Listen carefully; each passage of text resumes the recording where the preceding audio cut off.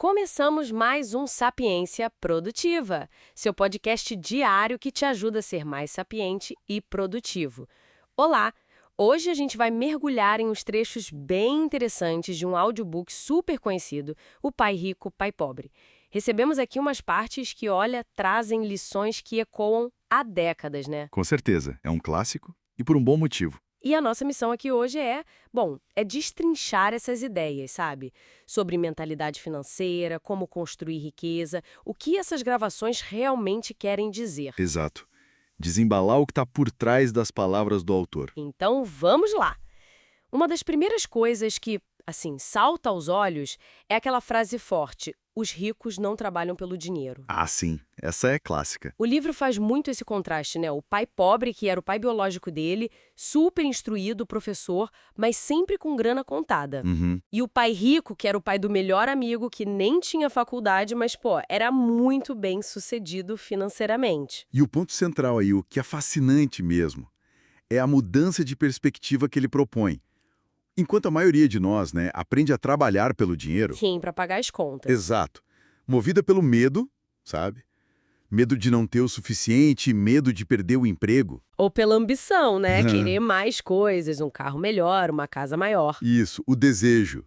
E aí, segundo o livro, a pessoa entra na tal corrida dos ratos. Ah, a famosa corrida dos ratos.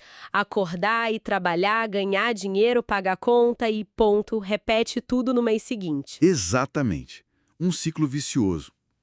A proposta do Pai Rico é diferente. Aprender a fazer o dinheiro trabalhar para você. E como que faz isso, né? Como se aprende a fazer o dinheiro trabalhar pra gente? Isso me leva direto para outra lição que o livro bate muito na tecla, a tal da alfabetização financeira. Fundamental. Ele critica bastante o fato das escolas não ensinarem isso, né? Pois é, a gente aprende tanta coisa, mas sobre dinheiro? Quase nada prático, né? E a chave para essa alfabetização, segundo ele, é entender a diferença básica entre duas coisas: ativos e passivos. Certo, ativo e passivo. Poderia detalhar um pouquinho como ele define isso nesses trechos que a gente ouviu? Assim, de forma simples? Claro, é bem direto, na verdade. Ativos colocam dinheiro no seu bolso. Simples assim. Ok, entra dinheiro, Isso. E passivos tiram dinheiro de seu bolso. sai dinheiro. Faz sentido. Só que aí vem o pulo do gato, né? O que pode ser meio contraintuitivo. Hum. Ele usou o exemplo da casa própria. Muita gente vê a casa como o maior ativo que tem. Sim, é o sonho de muita gente. Ter a casa própria é um bem, né? É um bem, sem dúvida. Mas, na ótica financeira que ele apresenta, por causa dos custos, tipo hipoteca, IPTU, condomínio, manutenção. Ah, sim, sempre tem coisa pra fazer, pra pagar. Exato. Como esses custos tiram dinheiro do seu bolso todo mês, ele classifica a casa onde você mora como um passivo. Pelo menos enquanto você paga por ela. Nossa, isso é forte. Muita gente vai discordar disso, hein? Com certeza, gera muita discussão. Mas a lógica dele é essa. O que define se algo é ativo ou passivo é o fluxo de caixa que ele gera para você. Entra ou sai dinheiro. Entendi. Então, a estratégia para construir riqueza seria focar em quê? Em construir a coluna de ativos. Adquirir coisas que coloquem dinheiro no seu bolso consistentemente. Tipo o quê, por exemplo? Ele menciona várias coisas. Negócios que podem funcionar sem você estar lá o tempo todo, sabe? Que rodam sozinhos ou com equipe. Renda passiva, que chama, né? Isso. Renda passiva ou de portfólio. Ações que pagam dividendos, títulos, imóveis que você aluga para outras pessoas. Ah, aí sim. Um imóvel alugado seria um ativo, porque ele gera renda, o aluguel. Exatamente. Sacou a diferença? O foco muda. Isso tudo está ligado a outra ideia dele. Cuide dos seus próprios negócios. Que não é necessariamente o seu emprego, né? Não. O emprego paga as contas, mas seus negócios são os seus ativos. É onde você investe seu tempo e dinheiro para construir essa coluna que vai te sustentar no futuro. Faz sentido. Agora tem uma outra ideia nesses trechos que me deixou bem intrigada. Os ricos inventam dinheiro. Isso soa meio mágico, né? Como assim? Inventar dinheiro? Parece mágica, né? Mas não é bem isso. A ideia central é que dinheiro, em grande parte, é uma ideia, uma convenção. Sim, E com inteligência financeira, com conhecimento, você consegue criar oportunidades, sabe? Identificar valor onde outros não veem. Tipo, como? Dá um exemplo. Imagina, sei lá, você encontrar um imóvel supervalorizado que precisa de reforma, mas que tem potencial. Com conhecimento, você sabe como reformar gastando pouco e vender por muito mais. Ou você identifica um problema no mercado e cria uma solução, um pequeno negócio para resolver aquilo. Você não achou o dinheiro, você criou o valor, que se converte em dinheiro. Ah, entendi. É usar a cabeça, a criatividade e o conhecimento para gerar valor. Não é tirar dinheiro do nada. Exatamente.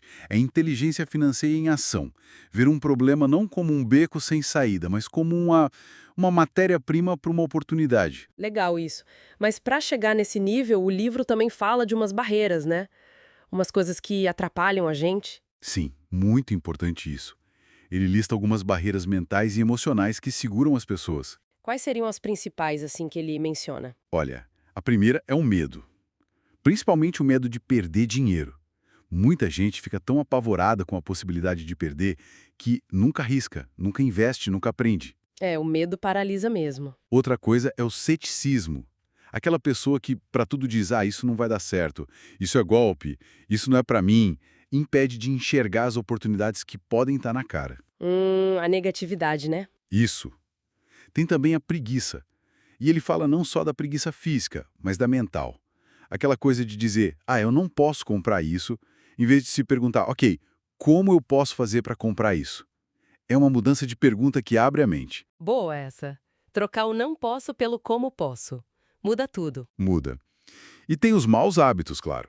Gastar mais do que ganha, não controlar despesas e, por fim, ele cita a arrogância. A arrogância. Como assim? Achar que já sabe tudo sobre dinheiro. Quando você acha que sabe tudo, você para de aprender. E o mundo financeiro muda o tempo todo, né?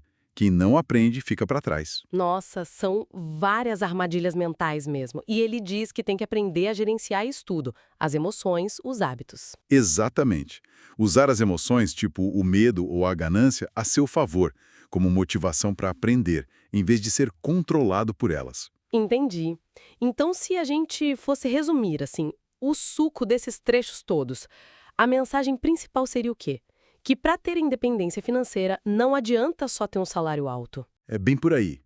O salário é importante, claro, mas não é o fim do jogo. A chave, segundo o livro, está na educação financeira. Mas não a teórica, a aplicada, sabe? Entender e fazer. Isso. Focar em construir aquela coluna de ativos que geram renda, mesmo que comece pequeno. E talvez o mais importante, cultivar a mentalidade certa. Que seria essa mentalidade proativa, resiliente, sempre aberta a aprender, que supera o medo, o ceticismo? Perfeito.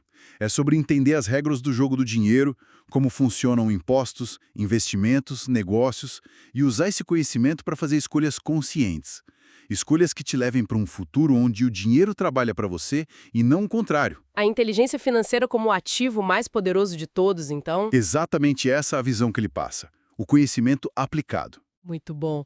Olha, pensando nisso tudo, especialmente na ideia de inventar dinheiro, de criar oportunidades, fica aqui uma provocação final, né, para quem está ouvindo a gente. Manda aí. Se dinheiro é, em parte, uma ideia, e se as oportunidades podem ser criadas com inteligência financeira, que pequena ideia ou que pequeno problema aí ao seu redor poderia ser o ponto de partida, o começo para gerar um primeiro ativo, mesmo que seja algo bem modesto? Boa pergunta para se pensar, hein? Olhar ao redor com outros olhos. Exatamente. Algo para a gente refletir depois daqui. Gostou? O link para adquirir o livro está na descrição.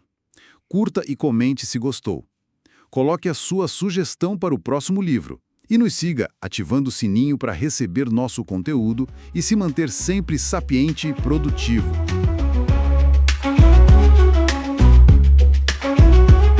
Sapiência Produtiva, o podcast que te torna mais sapiente e produtivo.